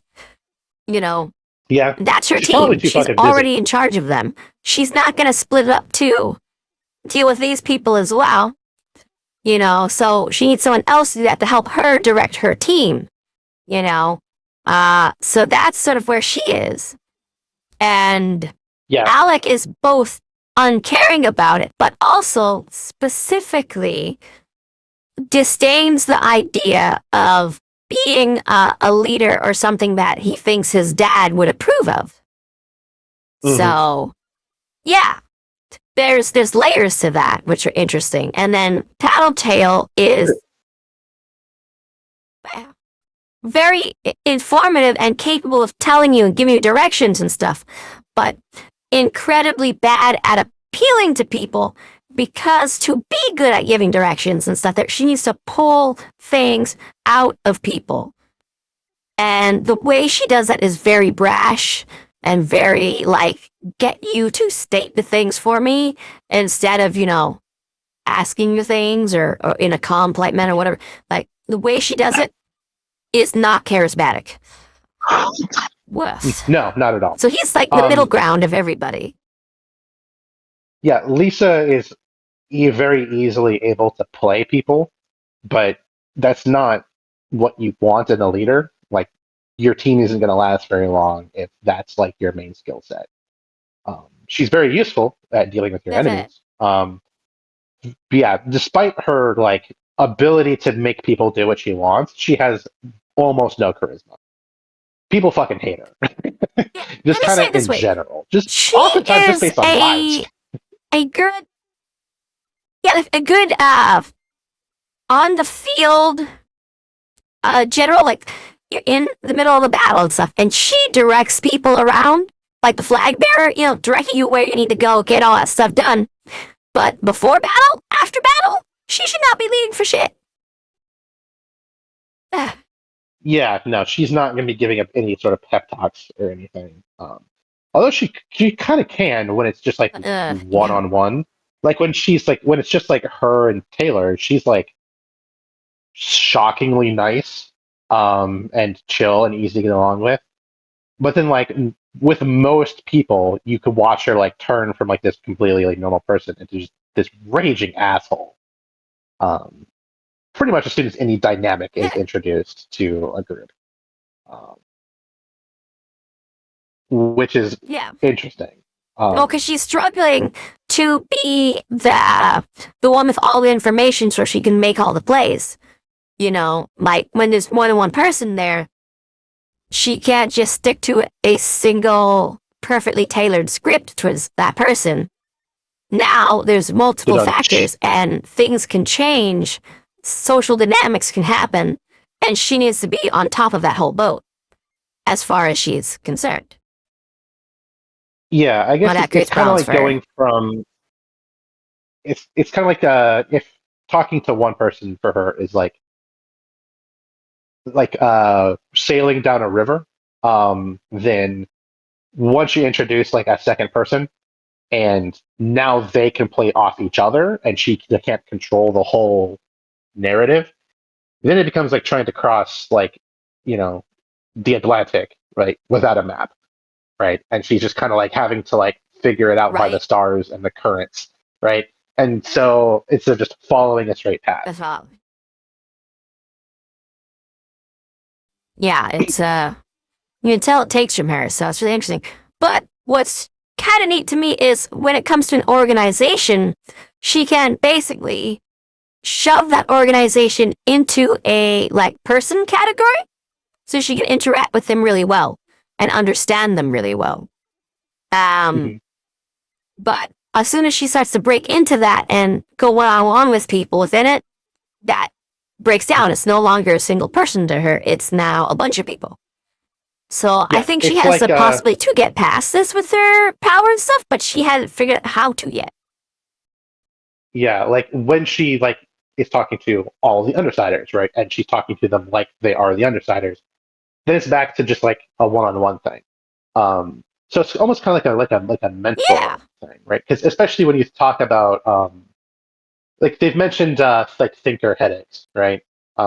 Before now at some point, where like the more powerful the thinker, the more they're limited by crippling migraines, as they like try to process information. So I sort of like my sort of theory is that when Lisa is dealing with one subject, right, at a time, she can basically keep up a stream of information being beamed into her brain without too much issue. But as soon as she has to split her attention between That two makes so much subjects, more sense. it starts It's it starts giving her a fucking how she migraine. mentally maps stuff. Yeah, it makes sense. Yeah, because like if you And look at school as a subject, you can understand school stuff. But when you go in there, you start looking at like your geology class, your mathematics class, and going into all the mhm, specifics of that. Now try loading all those files up at the same time. There's not enough space on the monitor, you know. So yeah, mhm, it makes sense. So that's what's happening with yeah, her. Yeah, it and makes all sense. yeah, and then kind of like to the sort of the final thought there is that like if if that's kind of what's happening, right, and that's causing her brain to hurt, it's kind of difficult to not be a bit of an asshole when like when you have a headache, right?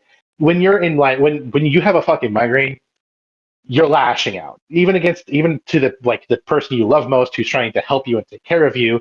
You're kind of an asshole, a lot. And It's either that or if you're you very knew for much like the grumbles, like the where like you have your little stress yeah, relieves that you're doing constantly.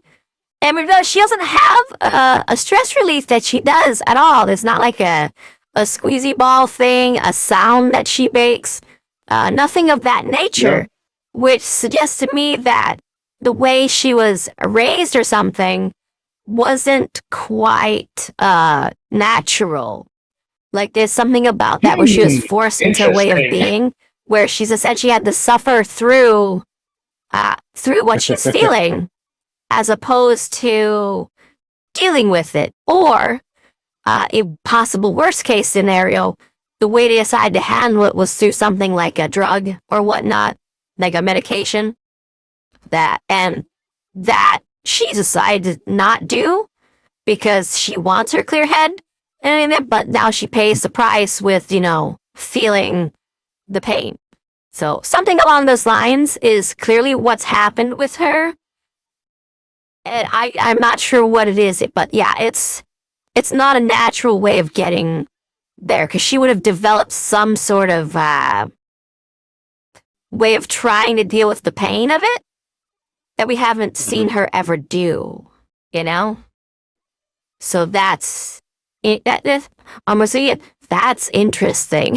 It's like my catchphrase at this is right now. Say it so That much. is yeah, and I get the feeling that sometime in the very near future, your theory will either be confirmed or denied.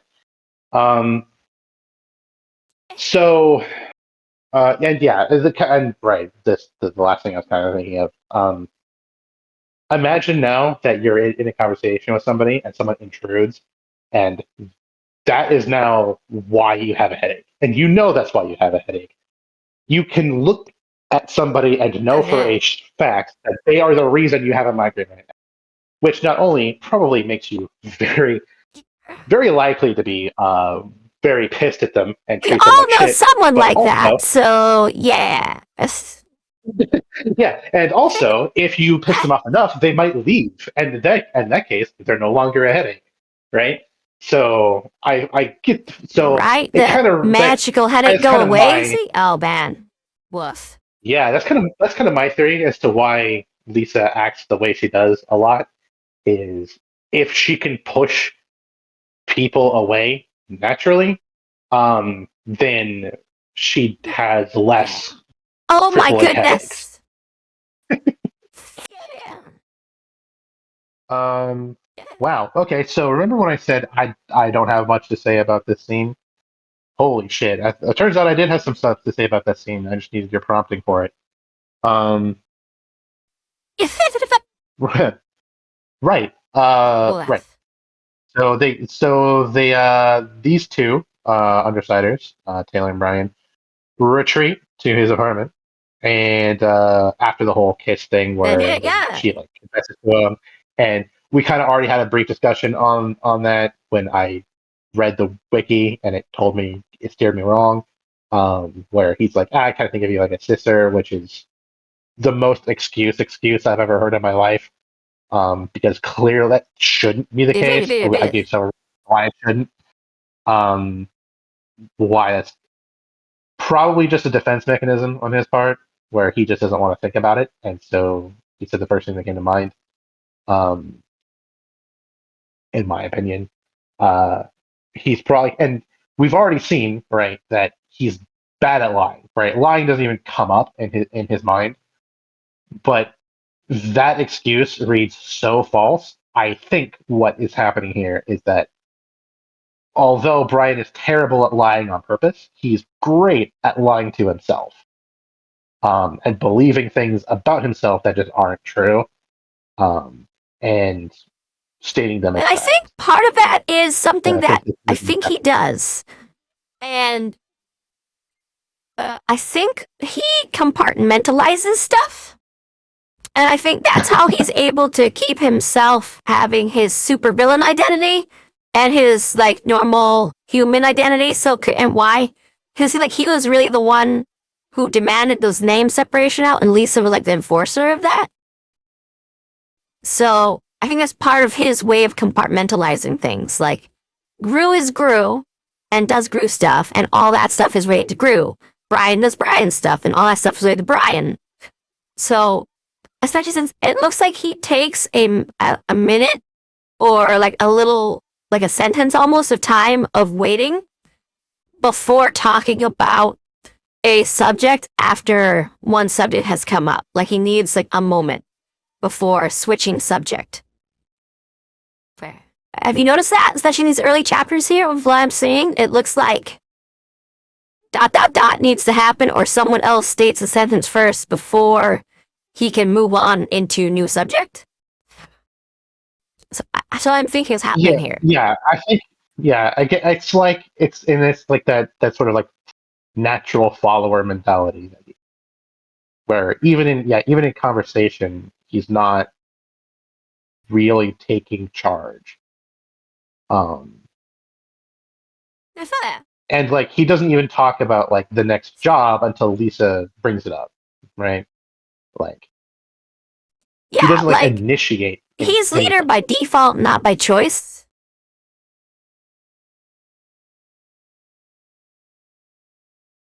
I mean, yeah, 100%. Yeah. Man, this is so fun. We haven't even got to like the fighting stuff yet, and we've had No, long convo. we haven't. Yeah. So yeah, they get to the apartment and they turn on the news and they watch Purity just leveling the area around where their kind of hideout is, which is concerning to Taylor for a couple of reasons. One, it's in the docks. I'm pretty sure she doesn't live in the docks, if I could be wrong, but she does live super close there, and her dad works at the dockyard, right? So like you'd think it's probably most of her life is kind of tied up in that area. In addition to that, she kind of has this thought of like, man, there's probably some people in some of those buildings. But Purity probably also doesn't give a shit like, because, oh no, the people and someone else over there. I don't know if it was Lisa. Someone, I think it was Lisa, said, "I have friends over there," and I'm over here like, okay, but also like, you can just leave. But yeah, I guess Lisa's not psychotic. Oh no. Yeah. Which is interesting considering the way she acts and presents herself. But but yeah, I mean, it's also kind of like, it almost feels like this is mostly like it's at least partially an excuse here because she's a neo-Nazi, even from the perspective we had of her from like inside like her like or adjacent to her own mind. We could tell that even though she wasn't like a Nazi, she's definitely like a heavy racist. You're talking about Purity now?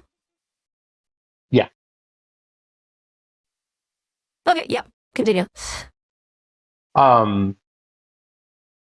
And it's in like obviously the docks area was kind of like hit the hardest by like the economic downturn, and so it has the highest crime rate, the lowest law enforcement response time, the highest concentration of drugs. It's where like kind of the merchants are mostly. Well, and it's a symbol.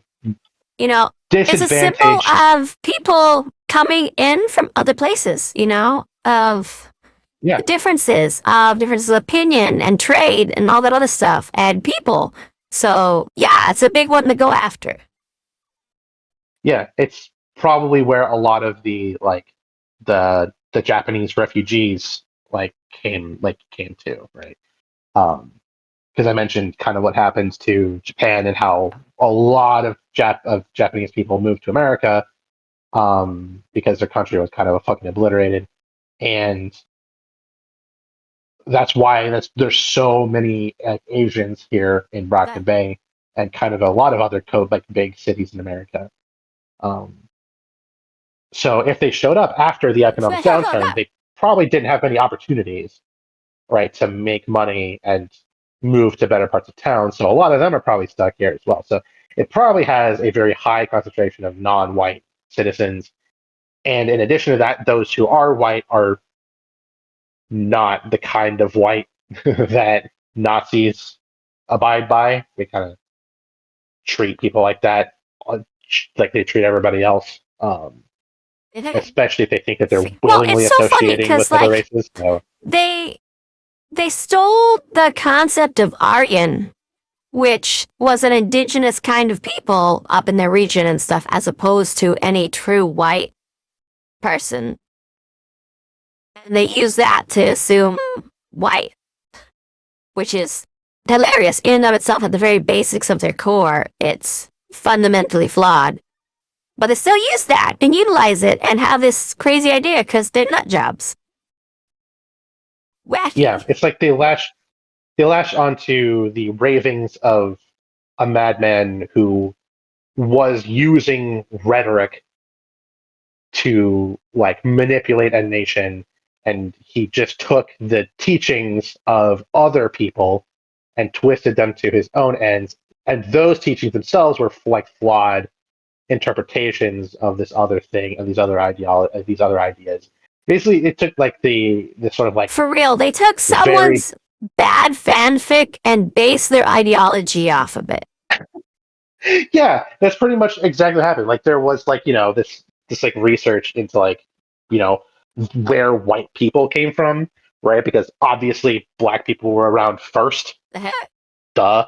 And they're like, how did we get white people, right? And then so that study kind of happened, and then like some people decided to take that and be like, look at how much better white people are because of this thing, right? And that was already a complete bastardization of the original source material, and then that was compounded upon, and that was compounded upon, and then people with way more ego than sense decided like, I'm going to subscribe to this.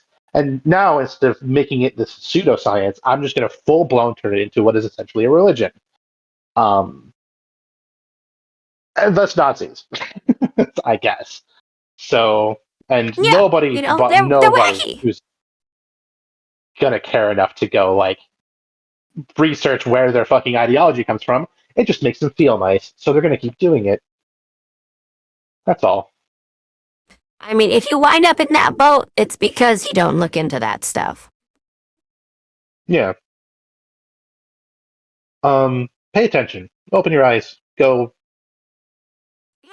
Go read some history. That shit's important. Still. Research things. Go listen to any indigenous people around you. Like, go do that, because their stories, their things to tell you, they have to go through a lot more, checks and balances to get to tell you that. Like a book being published in America doesn't need jack diddly for a check and a balance. But you want to tell an Athabascan story? You have so many checks and balances you have to go through to be allowed to do that on an official level. So, yeah. Go learn. Go frickin' learn. Anyways, that's your friendos. You got this. I believe you do. Yeah, clearly if you're listening to this, then you're already like miles ahead of anyone this fucking ignorant. Yeah. God, fucking, I can't. Oh yeah, for reals. So Taylor feels kind of like guilty here, because she's like, oh, this is because of the Undersiders, and I'm an Undersider. Whoops. I should probably go do something about that. Brian's like, where the fuck are you going? and you're kind of caught between, at least I was caught between kind of these two viewpoints, because they're both coming from very rational places, right? Taylor does feel responsible, wants to go do something about it because she feels because she wants to be a hero, that she thinks that that's what you should do. And sure, if you're following just like the moral, if you're just purely looking at morals here, that is the right thing to do. And then Brian points out, we barely had anything to do with this. This was Coil. A. B. What the fuck are you gonna do against Purity? Yeah. What are any of us gonna do against Purity? She flies and shoots lasers like a level building. You can What are you tell talking about? everyone here is like underdeveloped. Like none of these people are adults. Because they're teenagers, the adult solution here. Yeah, exactly. The adult solution here is figure out what it was that Purity wanted. Well, she said it straight up when she was murking people that she wants her kid back. Cool. The next thing to do is, if you have that information, which we know Tattletale will have it as soon as she knows it, so she has it, is give that information to the heroes in a way where they can utilize it. Like, maybe we make a suggestion that they will, since they're the ones who have it, because the CPS stuff, that we will put you in prison, Purity, but we'll put you in prison with your daughter in this place. If you surrender, that'll be fine, and everything will be cool. And, it will be prison, but also protected, so you don't have to worry about these other people, like these undersiders, coming in and messing with your kid or anything, something like that. But because they're kids and stuff, they're like, yo, let's go handle this ourselves and get all up in their business to go deal with it. And they weren't even all fully on the same page. This Tattletale's like, I'll tell her where the kid is and stuff. You should take me and do that huggamuga. Well, everyone else is like, we're gonna go take this bitch down, I guess. They're gonna boss fight it. Okay. So, yeah. Fun times for everyone. So there's a couple of interesting things that kind of happen here. So kind of number one here, we finally get to see Hookwolf doing Hookwolf things. Is that kind of what you expected from his power? Did you expect it to be literal? Not quite. I'm very happy it's this way. It's so good and very interesting. Like, I really get a lot out of this. I was expecting him to be more like, how do I say it? Like, he might control, like, how do I say it? Like, metal that's been sharpened or whatever and stuff, and be able to move that around. So, like, almost like telekinesis, but over like these sorts of things, and he has to have some sort of physical connection, so why not just chains? And then his physical body is just a little more bestial. I was expecting something like that, because he was coming off as such a pussy-ass bitch anyway. I really wasn't expecting him to have anything of value. So... Yeah. The fact that he does, and his form is interesting, and his ability to heal and regenerate and the ways in which it happens, and how he augments and twists and builds it around himself, but is full of that stuff on his. He's not human anymore.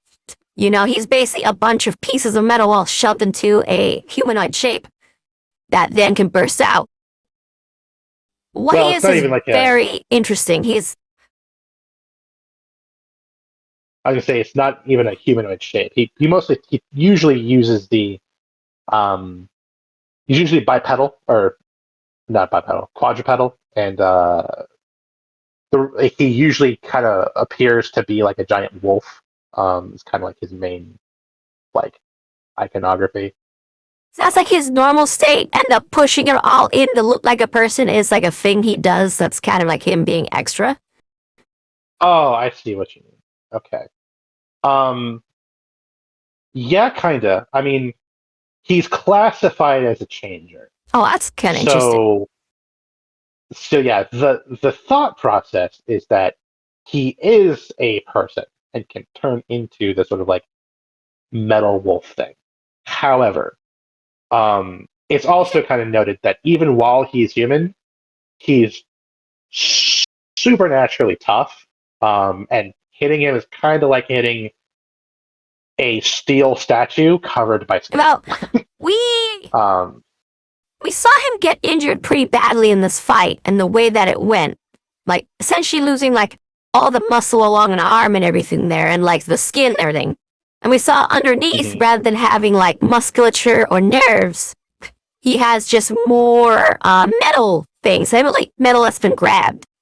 You know, it doesn't look like it's like metal bone structures or actual like musculature, but instead like hooks and blades and knives and stuff that are sort of like in there instead of those things. So, there's barely any human pieces to his body. It's almost all metal. Like he's like one of those robots. You know, once I learned the weakness of my flesh, you know, blah blah blah. Metalize me, Captain. Crunchitize me, Captain. Yeah. So I guess like there's two interpretations you can have here. There is the thought that he might be like that permanently, and that's just who he is now. There's also the kind of thought that maybe he has very fine control over his power, and he keeps like most of his internals changed into this other form while still appearing human, so that way he's like safe, and still like strong and tough while still being able to interact with people. So either of those things could be the case. I don't think there's going to be any confirmation in the text one way or another. I guess there's a third option too that's kind of interesting. Because we know that the system for determining what you're called is based off of how military responds, not how it works.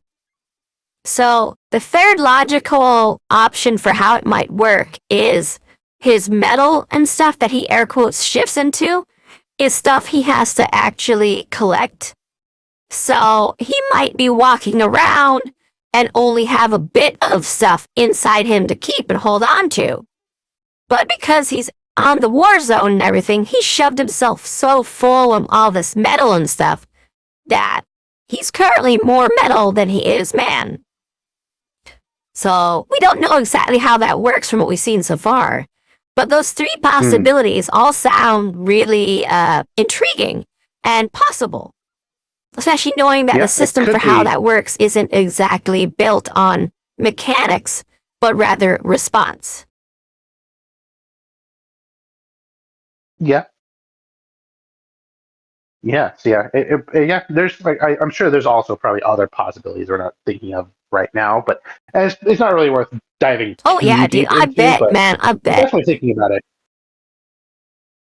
It's fun. So yeah, he just kind of like casually knocks over. He's not a real world person that any of us has to deal with, so we don't have to think about it. So yeah, but Taylor does. And she thinks to herself, man, I have a bunch of insects, and this guy is a giant wolf made out of razor blades and hooks. What the fuck am I gonna do? The answer is leave. Which was the correct thought. Yeah. Very correct. Yeah, you kind of just need to run. And then they run into Storm Tiger, and we get a little brief thing here about Storm Tiger. The thing is, they get hit by Hook Wolf, Storm Tiger, and Cricket all at the same time. When they're on their nice little ambulance ride with Coil's men, bammo! These three are the first thing out the gate on them. Woof. Yeah. Heyo Friendos, it's me, Bowie Goldheart. We had to split this video in half. It's not a long video, so we're just cutting here. There'll be a small, teeny tiny bit of the stuff where you already seen it on the next one, just to set that little scene up there so you know what we're talking about. And then it'll continue, and we'll finish up the video, and it'll be really nice. So thank you for joining us on this one. We'll see you in the next video. Toodaloo, charming noodles. Bye-bye now. Catch you in the next one. Toodaloo, friendos. Bye-bye. Bye-bye.